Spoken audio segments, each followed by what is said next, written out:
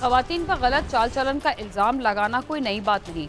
जब भी किसी खातून के कत्ल का वाक़या सामने आता है, उसे गैरत का नाम देकर सज़ा से बचने की कोशिश की जाती है या उसकी मामूली सी गलती को भी ख़ानदान की बदनामी समझते हुए किसी न किसी बहाने कत्ल कर दिया जाता है। इसके बरक्स खवातीन पर जिनसी, जिस्मानी या किसी और तशद्दुद के मुर्तकिब अफराद के बारे में कभी भी कोई ये नहीं कहता कि उनका चाल चलन दुरुस्त नहीं था या उनकी वजह से खानदान की बेइज्जती हो रही थी। यहाँ तक कि कत्ल का जुर्म साबित होने के बाद भी मुल्जिम की जान बचाने और उसे बेगुनाह साबित करने के लिए एड़ी चोटी का जोर लगा दिया जाता है। भला ये कैसे मुमकिन है कि किसी खातून को बगैर किसी सबूत के गुनाहगार करार देकर कत्ल कर दिया जाए और सजा से बचने के लिए उस पर गलत चाल चलन का इल्जाम आयद कर दिया जाए, लेकिन एक मर्द को कत्ल जैसा जुर्म साबित होने के बावजूद भी फांसी के फंदे से बचाने के लिए बेगुनाही की झूठी दलीलें पेश की जाएं। याद रहे कि हर मुल्जिम को उसके जुर्म की सजा मिलनी चाहिए। खवातीन पर गलत चाल चलन का इल्जाम लगाना कोई नई बात नहीं। जब भी किसी खातून के कत्ल का वाक़या सामने आता है, उसे गैरत का नाम देकर सजा से बचने की कोशिश की जाती है या उसकी मामूली सी गलती को भी खानदान की बदनामी समझते हुए किसी न किसी बहाने कत्ल कर दिया जाता है।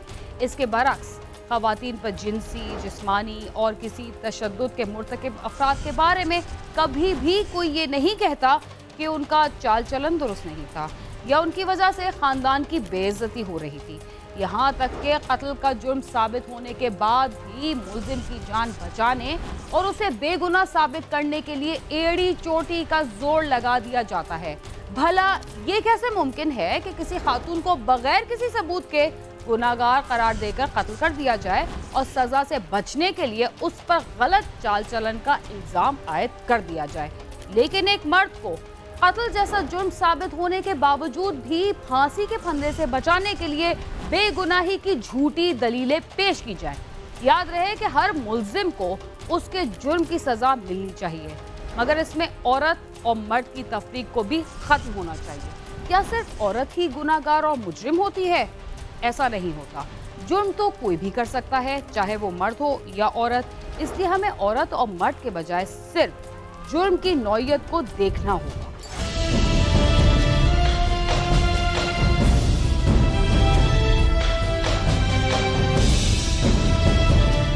थाना फालिया की पुलिस को अमजद नामी शख्स ने इत्तला दी कि वो अपनी भाभी जुनैरा के हमरा मोटरसाइकिल पर कहीं जा रहा था कि उन पर डाकुओं ने हमला कर दिया, जिस पर पुलिस मौका पर पहुंच गई। रात तकरीबन 8 बजे के करीब हमें 15 पे कॉल मिलती है कि एक शख्स अमजद नामी जो था वो उसने कॉल की कि जी वो रास्ते में अपनी भाभी जुनैरा के साथ फालिया से अपने गाँव की तरफ जा रहा था, तो रास्ते में नामालूम डाकुओं ने उसे रोका है, उसे लूटने की कोशिश की है। अमजद जख्मी था जबकि वहाँ जुनैरा की लाश पड़ी थी, जिसकी उम्र तकरीबन 18 साल थी। जुनैरा को 6 गोलियां मारी गई थी। अमजद के सर पर पिस्तौल के बट मारे गए थे। पुलिस ने लाश और जख्मी को अस्पताल मुंतकिल कर दिया और मौका से तमाम तर शवाहिद जमा कर लिए। खातून जुनैरा की उम्र तकरीबन 18 साल के करीब थी और फोन करने वाला जो उसका जेठ था वो तकरीबन 40-45 साल के करीब था अमजद। हमने फौरी तौर पे उनको सिविल हॉस्पिटल शिफ्ट किया और सिविल हॉस्पिटल शिफ्ट करने के बाद इस दौरान हमने PFSA को बुलवा लिया, मौका को कार्डन किया, मौके से जो हॉल वगैरह मिले वो हमने इकट्ठे किए।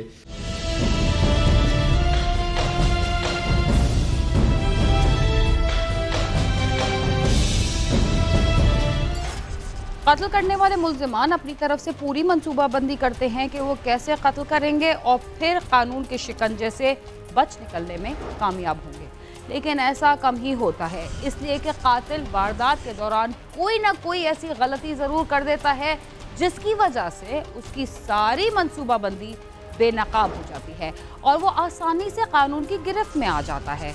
थाना फालिया के इलाके में वीरान जगह पर अंधेरे में एक खातून को कत्ल कर दिया गया, जिसके साथ उसका जेठ भी मौजूद था, जो बुरी तरह जख्मी हो गया। इत्तला मिलने पर पुलिस ने दोनों को अस्पताल पहुंचा दिया। इब्तदाई मालूमात के मुताबिक ये डकैती की वारदात थी, मगर तफ्तीश के बाद हकीकत कुछ और ही निकली। अमजद ने पुलिस को बताया कि वो फालिया से वापस अपने गांव की तरफ जा रहा था। अचानक 4 नकाबपोश डाकुओं ने उनका रास्ता रोक लिया और उन्होंने जुनैरा को मारना शुरू कर दिया। जुनैरा ने उनको पैसे भी दिए मगर उन्होंने वो नहीं लिए। जुनैरा ने उनको कहा कि उसने उन्हें पहचान लिया है तो इस बात पर उसे गोलियां मार दी। वो कहता है कि वहाँ अचानक 4 जो है वो डाकू आ गए हैं और उन्होंने नकाब किए हुए थे और उसको उन्होंने मारना शुरू कर दिया। उसने पैसे निकाल के दिए उनको 3000 रुपया, उसने वो नहीं लिया, मोबाइल दिया नहीं लिया। इस दौरान जो है उन्होंने इसके सर में बट मारा, जख्मी कर दिया और उसकी जो भाभी साथ थी उसने कहा जी मैंने पहचान लिया आपको, तो उन्होंने उनको फायरिंग कर दी है और उसको कत्ल कर दिया, भाग गए। पुलिस ने अमजद से मजीद पूछा कि क्या उसे भी किसी पर शक है तो अमजद ने अपना थोड़ा सा बयान बदला और कहा कि उसने 2 अफराद को पहचान लिया है। उनमें से एक का नाम शौकत है जो कि उसका दामाद है और उसके साथ उसका भाई था। वजह ये थी कि शौकत ने उसकी बेटी को घर से भगाकर शादी की थी। पुलिस ने अमजद की दरखास्त पर मुकदमा दर्ज कर लिया। हमने फिर उससे जब मजीद सवाल किए कि वो कौन थे तो उसने फिर कुछ सोच विचार के बाद अपना बयान बदला। उसने कहा जी मैंने 2 अशखास को, उनमें से 4 में से 2 को शनाख्त कर लिया। तो हमने जब उनका नाम पूछा तो उसने एक जो शौकत जो बताया वो उसका दामाद था। कहता है मेरे दामाद ने ये कत्ल किया, साथ उसका भाई था। और जब हमने वजह पूछी तो उसने बताया कि आज से 6 साल कबल उसकी बेटी के साथ शौकत ने लव मैरिज की थी जिसका उसने मुकदमा दर्ज करवाया था, जो अदालत में उसकी बेटी के बयान के बाद कि उसने पसंद की शादी की है अपने चचा के बेटे से, तो ये मुकदमा खारिज हुआ और आज उसके वतन से 3 बच्चे हैं, वो उसी गांव में अपने खावंद के साथ रह रही है। तो ये कत्ल जो है उसके दामाद ने किया। हमने फौरी तौर पे इसके बयान के बाद एक टीम जो है वो रेड के लिए उसके गांव रवाना कर दी और फिर इसके बयान के ऊपर हमने जैसे मुद्दई ने बतलाया हम उसके पाबंद थे, उसके मुताबिक हमने मुकदमा दर्ज कर लिया।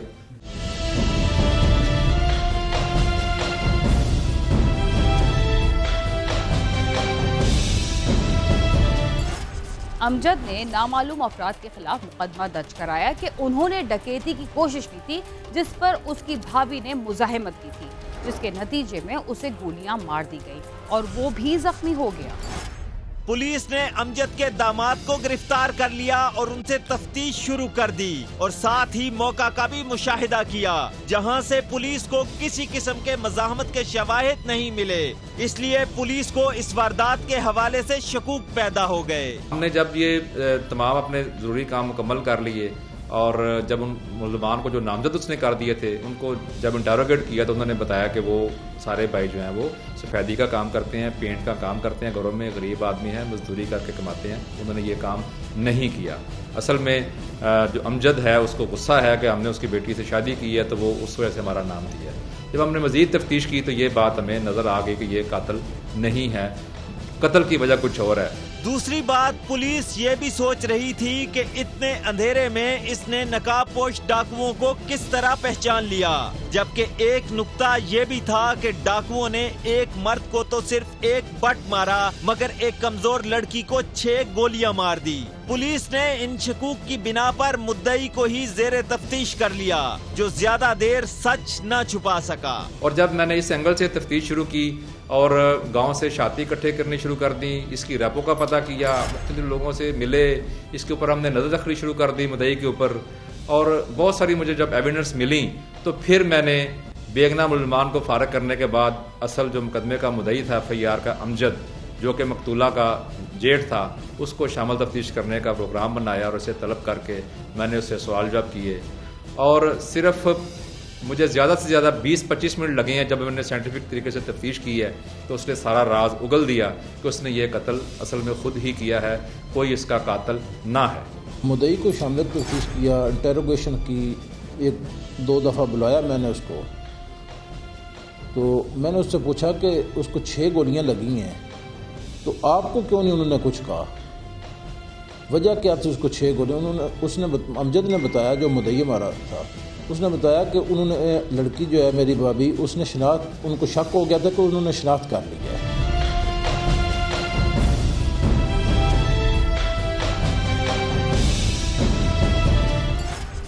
मुकदमे का मुद्दई ये कह रहा था कि डाकुओं ने उसकी भाभी को तो 6 गोलियां मारकर हलाक कर दिया था, मगर वो सिर्फ जख्मी हुआ था, जिस पर पुलिस को शक हुआ और उन्होंने उसे ही गिरफ्तार कर लिया।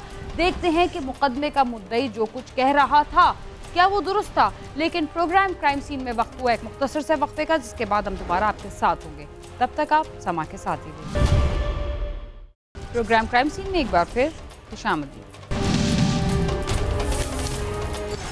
वक्फे से पहले आप देख रहे थे कि एक नौजवान और उसकी भाभी पर डाकुओं ने फायरिंग कर दी थी, जिससे खातून हलाक और नौजवान जख्मी हो गया था। पुलिस को मुकदमे के मुद्दई पर शक था। जब उसे गिरफ्तार किया गया तो उसने पुलिस को बताया कि उसे अपनी भाभी पर शुकूक व शुबहात थे, जिस पर उसने पूरी मंसूबाबंदी की और फिर मोटरसाइकिल पर रात के वक्त उसे अपने साथ वीराने में ले गया और उसे गोलियां मारी। अमजद ने पुलिस को बताया कि उसे जुनैरा के किरदार पर शक था। वो अक्सर घर से तैयार होकर चली जाती थी और मर्दों के शाम को घर आने से पहले वापस आ जाती थी। मुलज़म का मौक़िफ़ है कि घर का सरबराह चूँकि ये खुद था और इसका भाई जो था वो बिल्कुल सादा सा है, सुबह काम पे जाना, रात 10 बजे आना। तो इस दौरान जो था ये घर में मुख्तलिफ लोगों से फ़ोन पे बातें करती रहती थी और फिर 3-4 दफ़ा ये दिन के टाइम अच्छे कपड़े पहन के घर से निकल जाती थी, फिर शाम को वापस आने से पहले, मर्दों के घर आने से पहले ये वापस आ जाती थी। इस बात का इसने बुरा मनाया और फिर उसे मना भी किया। उसका मौक़िफ़ था कि वो मना नहीं हुई, फिर भी बाहर जाती रही। इस वजह से उसने गैरत में आके उसको 6 फायर किए और फिर आला कत्ल उसने वहाँ छुपा दिया था, जो कि उसने फिर निशानदेही बरामद भी करवा दिया। आला कत्ल भी बरामद हो चुका है। उस रोज उसने जुनैरा को कहा कि फालिया से एक पलंग लेना है। इस बहाने से वो उसे लेकर गया था। पलंग बिक गया था और वो वापस आ गए और रास्ते में जुनैरा को कत्ल कर दिया और उसका इल्जाम अपने चचा के बेटों यानी अपने दामाद पर लगा दिया। घर से ये बहाने से लेके आया था कि फर्नीचर हम देखने जा रहे हैं, क्योंकि इसने जो प्लान किया था वो इसने रात का टाइम मुंतखब किया कि सेकंड टाइम ये घर से निकला है ताकि अंधेरा हो जाए। उसके बाद उसी वारदात का रंग दे दिया इसने और जो रात के पैर इसको गोलियां मार के इसने कत्ल कर दिया अपनी भाभी को। मगरब से पहले फलिया में आया, वो भाभी को भी साथ में लेके आया। एक घर में बेड देखने के लिए आया, 1 घंटा उधर रुका हूँ 1.5। उसके बाद घर की तरफ जा रहा था और रास्ते में रोक के उसको मार दिया और चाचा के बेटों के ऊपर इल्जाम कर दिया। वारदात करने वाला जितनी मर्जी चालाकी कर ले, लेकिन जुर्म खुद बोल देता है कि असल मुजरिम कौन है और वो किसी बेगुनाह को नहीं फंसा सकता। ये पहला वाकया नहीं जिसमें पुलिस ने मुद्दई को ही असल मुजरिम साबित किया है। जुर्म करने वाले शायद ऐसी मिसालों को भूल जाते हैं और समझते हैं कि वो कानून को चकमा देने में कामयाब हो जाएंगे, मगर ऐसा नहीं होता। रिपोर्टर दीवान आदिल और कैमरामैन सद्दाम मलिक के साथ नईम जंजुआ, समा, फालिया।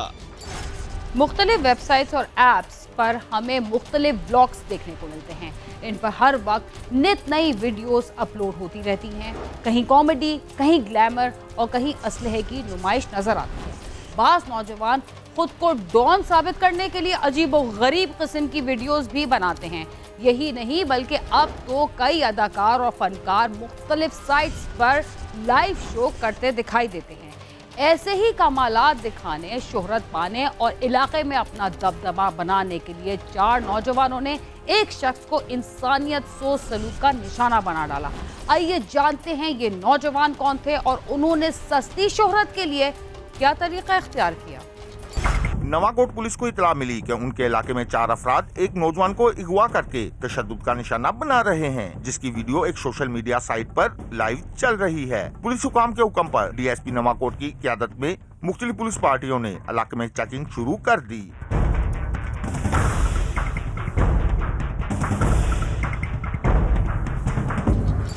तशद्दुद का ये वाक़या कैसे पेश आया? क्या तशद्दुद का निशाना बनने वाले नौजवान को पुलिस बाजियाब करवा पाई? पुलिस ने मुल्जिमान का सुराग कैसे लगाया और मुल्जिमान नौजवान को कहां पर तशद्दुद का निशाना बना रहे थे? आइए जानते हैं।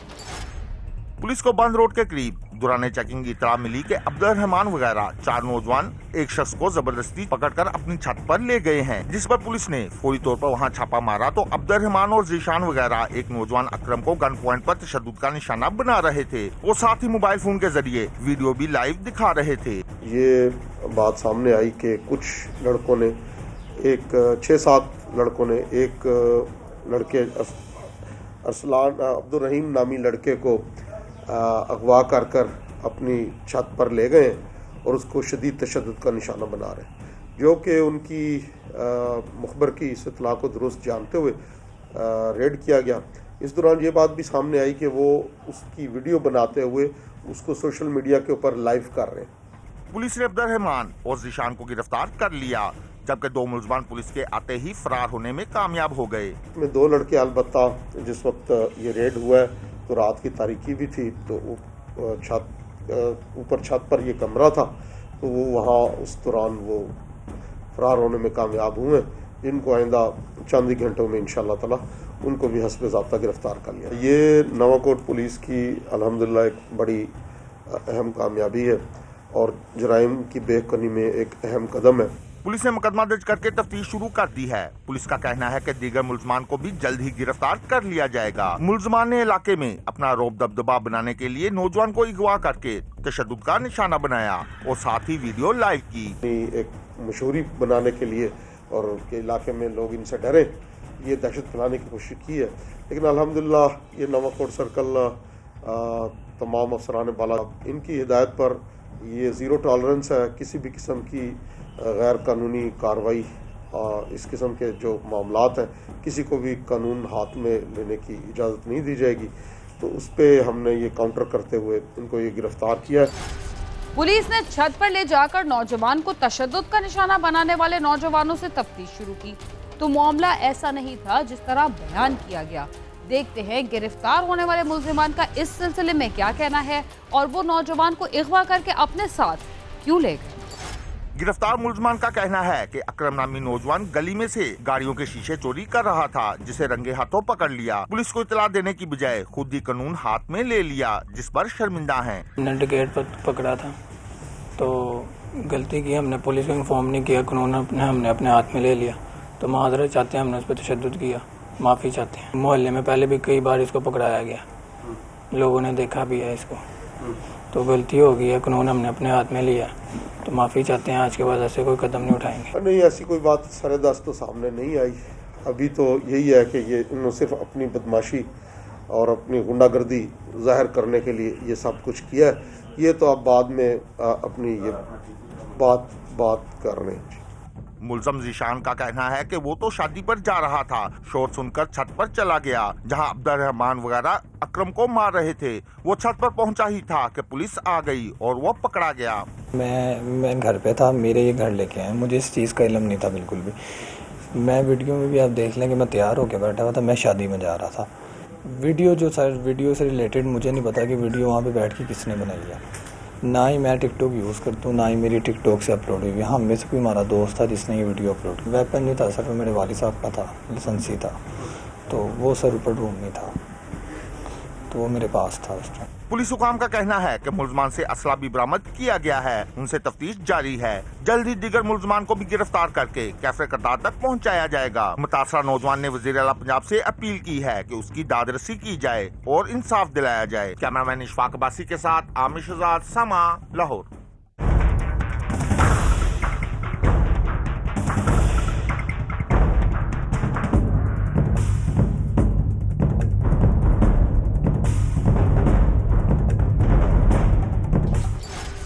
न सिर्फ तरक्की याफ्ता बल्कि तरक्की पजीर मुमालिक में भी इंटरनेट के जरिए होने वाले जराइम में इजाफा हो रहा है।